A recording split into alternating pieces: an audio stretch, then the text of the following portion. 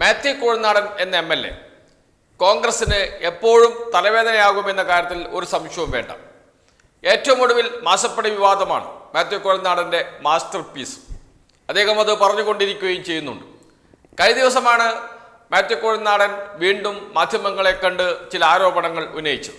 എന്താണ് ആരോപണം? സ്വകാര്യ കരിമണൽ കമ്പനിക്ക് മുഖ്യമന്ത്രി വഴിവിട്ട് സഹായം ചെയ്തു കൊടുത്തു. അതിൻ്റെ പ്രതിഫലമാണ് മകൾക്ക് നൽകിയത്. അതുകൊണ്ട് വഴിവിട്ട ഇടപാട് നടന്നിട്ടുണ്ട്. അതുകൊണ്ട് വിജിലൻസ് അന്വേഷിക്കണം, ഇതേക്കുറിച്ച് നിയമ നടപടികൾ സ്വീകരിക്കും, കോടതിയെ സമീപിക്കും എന്നൊക്കെയാണ് പറഞ്ഞു വെച്ചത് മാത്യു കുഴൽനാടൻ. പിറ്റേന്ന് തന്നെ ഇത് സംബന്ധിച്ച് മുഖ്യമന്ത്രി മറുപടിയും നൽകി. എന്നാൽ പിന്നീടും മാധ്യമങ്ങൾ ഇതേക്കുറിച്ച് ചോദിച്ചു കൊണ്ടിരുന്നു. അപ്പോഴാണ് കൃത്യം വിവരം വെച്ച്, വസ്തുതകൾ വെച്ച് മുഖ്യമന്ത്രി സംസാരിച്ചത്. ഇവിടെ കരിമണൽ ഖനനം നടത്താൻ ആദ്യം അനുമതി നൽകിയത് UDF സർക്കാരാണ് 2012. അതിനുശേഷം വീണ്ടും ഉത്തരവ് വന്നു, അത് 2015. ഉത്തരവിൻ്റെ നമ്പറും ഡേറ്റും അടക്കമാണ് മുഖ്യമന്ത്രി തിരിച്ചടിച്ചത്. ആ തിരിച്ചടി കൊള്ളുന്നത് മാത്യു കുഴൽനാടനിൽ മാത്രമല്ല, അത് ചെന്ന് തറക്കുന്നത് ഉമ്മൻചാണ്ടി സർക്കാരിലേക്കാണ്, അന്നത്തെ KPCC പ്രസിഡന്റിലേക്കാണ്, അന്നത്തെ വ്യവസായ വകുപ്പ് മന്ത്രിയിലേക്കാണ്, എന്ന് വെച്ചാൽ PK കുഞ്ഞാലിക്കുട്ടിയിലേക്കാണ്. PK കുഞ്ഞാലിക്കുട്ടിയെ കുഴിയിലിറക്കുന്നതിന് വേണ്ടി ബോധപൂർവം നടത്തിയതാണോ മാത്യു കുഴൽനാടൻ എന്ന ചോദ്യവും ഉയരുന്നുണ്ട്. ഏതായാലും മുഖ്യമന്ത്രി പറഞ്ഞത് നമുക്കൊന്ന് കേൾക്കാം. മാത്യു കുഴൽനാടൻ്റെ കാര്യം ഇങ്ങനെ പറഞ്ഞുകൊണ്ടിരുന്നോ നിങ്ങൾ? എനിക്കതിലൊന്നും പ്രത്യേകിച്ച് പറയാനില്ല. കൂടുതൽ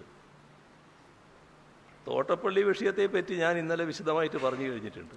എന്താണ് ഉണ്ടായത്, എങ്ങനെയാണ് ഉണ്ടായത്, ആ പറഞ്ഞതാണ് പൂർണ്ണമായും പറയാനുള്ള വസ്തുതകൾ.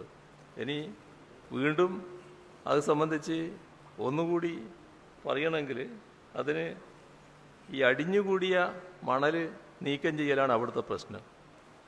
അതിൻ്റെ ഒരു ഉത്തരവ് ഇന്നലെ ഞാൻ ഉദ്ധരിച്ചത് 14/5/2012. അതിൻ്റെ നമ്പറൊന്നും ഞാൻ പൊതുയോഗത്തിൽ പറഞ്ഞില്ല. അത് GORT നമ്പർ 571/2012/WRD, വർഷം 2012. അത് ഓർമ്മയുണ്ടല്ലോ, 2012 ഏതാണെന്ന്. 2011 മുതൽ 16 വരെയുള്ള UDF ഗവൺമെൻറ് കാലം. അപ്പോൾ മണൽ അടിഞ്ഞുകൂടുന്നത് വെള്ളത്തിൻ്റെ ഒഴുക്കിനെ തടസ്സപ്പെടുത്തും എന്ന് കണ്ടതുകൊണ്ടാണ് ഇവിടെ കുട്ടനാട്ടിൽ വെള്ളപ്പൊക്കം ഉണ്ടാകുന്നത് ഇതൊരു പ്രധാന ഘടകമാണ് എന്നുകൂടി കണ്ടുകൊണ്ടാണ് ഈ മണൽ നീക്കം ചെയ്യാൻ അനുമതി കൊടുത്തത്. അന്നത്തെ ഗവൺമെൻറ് തന്നെ മണൽ നീക്കം ചെയ്തില്ലെങ്കിൽ വലിയ തോതിൽ പ്രളയഭീഷണി ഉണ്ടാകും. ഇന്നലെ ഞാൻ പൊതുയോഗത്തിൽ പറഞ്ഞു. അത്തരമൊരു മുന്നറിയിപ്പ് ചെന്നൈ IITയുടെ പഠനത്തിൽ ഉണ്ടായിരുന്നു. ആ കണ്ടെത്തൽ കൂടി ഉണ്ടായതിൻ്റെ അടിസ്ഥാനത്തിലാണ് ഇത്തരത്തിൽ ഒരു ഉത്തരവ് കൊടുക്കാൻ അന്നത്തെ ഗവൺമെൻറ് തയ്യാറായത്. പക്ഷേ മണൽ നീക്കം ചെയ്യേണ്ടത് പുറക്കാട് ഗ്രാമപഞ്ചായത്തുമായി ചേർന്നുകൊണ്ടായിരുന്നു. അത് IREL ആണ് അനുമതി നൽകിയത് ആ കാലത്ത്. പക്ഷേ പഞ്ചായത്തുമായി ധാരണയിലെത്താൻ പറ്റിയില്ല. അതുകൊണ്ട് തുടർ പ്രവർത്തനം നടന്നില്ല. അതും ഇന്നലെ ഞാൻ പൊതുയോഗത്തിൽ പറഞ്ഞ കാര്യമാണ്. പിന്നെ വീണ്ടും 2014 UDF ഭരണകാലത്ത് തന്നെ 16/5/2014 GORT നമ്പർ 348/2014/FNP എന്ന ഉത്തരവ് ഇറക്കി. 2014. അതുപ്രകാരം തോട്ടപ്പള്ളി ഫിഷിംഗ് ഹാർബറിൽ ഡ്രഡ്ജ് ചെയ്ത് കൂട്ടിയിട്ട ധാതു കലർന്ന 46,000 ക്യൂബിക് മീറ്റർ മണ്ണ് IREL നൽകി. അതന്നാണ്. പിന്നീട് 72,000 ക്യൂബിക് മീറ്റർ മണൽ കൂടി വേണമെന്ന് IREL ആവശ്യപ്പെട്ടു. അതെല്ലാം ആ കാലത്താണ് നടക്കുന്നത്.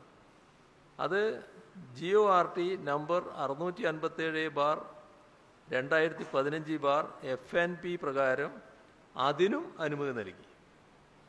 അതുണ്ടാകുന്നത് 25/4/2016 GORT നമ്പർ 296/2016 FNP ഉത്തരവിൽ IREL സ്വന്തം ചെലവിൽ ഡ്രഡ്ജിംഗ് നടത്തി സൂക്ഷിച്ചിരുന്ന 85,000 ക്യൂബിക് മീറ്റർ മണൽ കൂടി IREL-ന് നൽകിയിട്ടുണ്ട്. അതും 25/4/2016 ശരിക്ക് തീയതി ഓർമ്മിച്ചോളണം. ഞങ്ങൾ വരുന്നത് അതിന് ശേഷമാണെന്ന് എല്ലാവർക്കും അറിയാമല്ലോ. അപ്പം കുട്ടനാട്ടിലെ മഴക്കാലത്തുള്ള വെള്ളപ്പൊക്ക നിവാരണത്തിന് വിവിധ പഠനങ്ങൾ നമ്മുടെ നാട്ടിൽ നടത്തിയിട്ടുണ്ട്. വിവിധ സർക്കാരുകൾ ആ പഠനം നടത്തിയിട്ടുണ്ട്. കേന്ദ്ര സർക്കാർ നിയമിച്ച MS സ്വാമിനാഥൻ കമ്മിറ്റി അവരുടെ റിപ്പോർട്ടുണ്ട്. അതുപോലെ IIT ചെന്നൈയുടെ പഠന റിപ്പോർട്ടുണ്ട്. അതിൻ്റെ കൂടെ തന്നെ യുണൈറ്റഡ് നേഷൻസ് എൻവയോൺമെൻറ്റ് പ്രോഗ്രാമുമായി ചേർന്നുള്ള പ്രളയ സാധ്യതാ അവലോകനമുണ്ട്. ലോക ബാങ്ക് സഹായത്തോടുകൂടി സംസ്ഥാന ദുരന്ത നിവാരണ അതോറിറ്റി നടത്തിയ അവലോകനമുണ്ട്. ഇവയെല്ലാം ഇതിൻ്റെ ഭാഗമായി നടന്നിട്ടുള്ളതാണ്. ഇപ്പോൾ കുട്ടനാട്ടിലെ പ്രളയ ഭീഷണി ഒഴിവാക്കുന്നതിനായി തോട്ടപ്പള്ളിയിൽ മണൽ നീക്കം ചെയ്യുന്നതിന് ജലസേചന വകുപ്പ് ചീഫ് എഞ്ചിനീയർ നൽകിയ ഒരു ശുപാർശ സമർപ്പിച്ചിരുന്നു. അതിനെ തുടർന്ന് വിവിധ വശങ്ങൾ പരിശോധിച്ചു. അതിനുശേഷമാണ് 31/5/2019 GORT നമ്പർ 385/2019/WRD ഉത്തരവ് മണൽ നീക്കം ചെയ്യാൻ KMML-ന് അനുമതി നൽകുന്നത്. ആ 2019 ഉത്തരവിൽ KMML-നാണ് അനുമതി.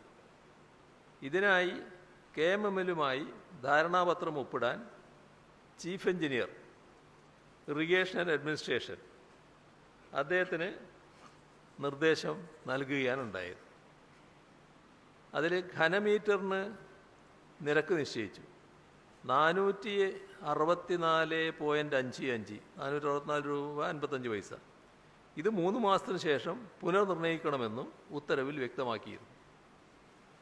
ഇതനുസരിച്ച് നിരക്ക് പിന്നീട് 900 രൂപയായി പുനർനിർണ്ണയിച്ച് 3/12/2022 ഉത്തരവ് പുറപ്പെടുവിച്ചു.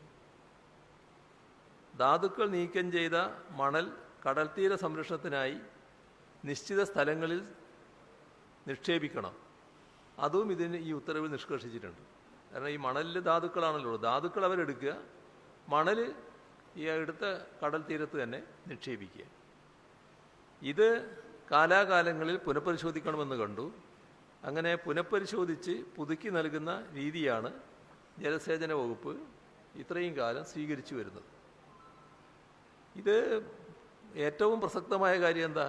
ഒരു സ്വകാര്യ കമ്പനിക്കും ഇത്തരത്തിൽ മണൽ നൽകുന്നില്ല എന്നതാണ്.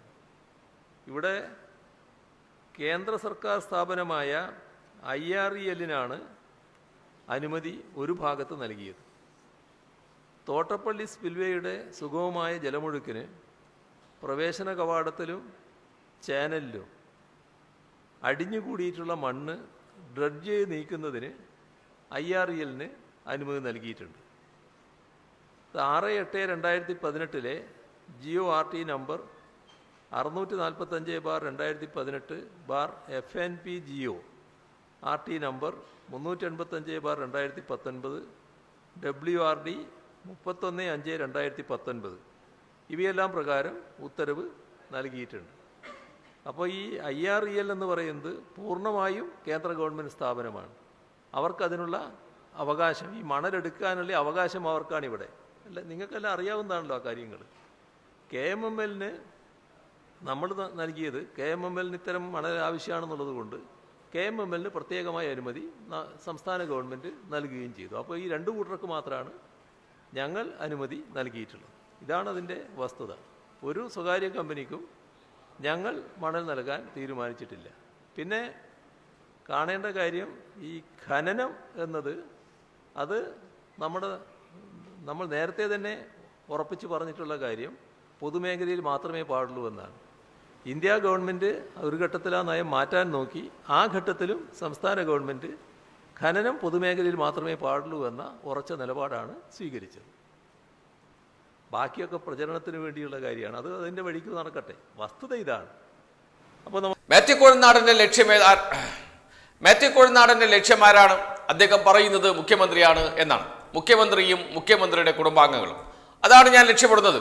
അവർ അഴിമതി നടത്തുന്നവരാണ് എന്ന് സ്ഥാപിച്ചെടുക്കുക എന്നതാണ്, അല്ലെങ്കിൽ അത്തരമൊരു പ്രചാരണം നടത്തുക എന്നതാണ് മാത്യു കുഴൽനാടൻ്റെ ലക്ഷ്യം. പക്ഷേ ആ അടി ചെന്ന് തറക്കുന്നത് കോൺഗ്രസ് നേതാക്കളിൽ കൂടിയാണ്, മുസ്ലിം ലീഗ് നേതാക്കളിൽ കൂടിയാണ് എന്നത് മുന്നണിയിൽ തന്നെ കുഴപ്പമുണ്ടാക്കാൻ ഇടയാക്കിയിട്ടുണ്ട്. സ്വന്തം കുഴിയിൽ സ്വയം വീഴുകയും പാർട്ടിയെയും മുന്നണിയെയും വലിച്ചിടുകയും ചെയ്യുന്ന ആളായി കുഴൽനാടൻ മാറിയിരിക്കുന്നു, മാത്യു കുഴൽനാടൻ മാറിയിരിക്കുന്നു എന്നതാണ് ഏറ്റവും ഒടുവിലത്തെ വാർത്തകൾ.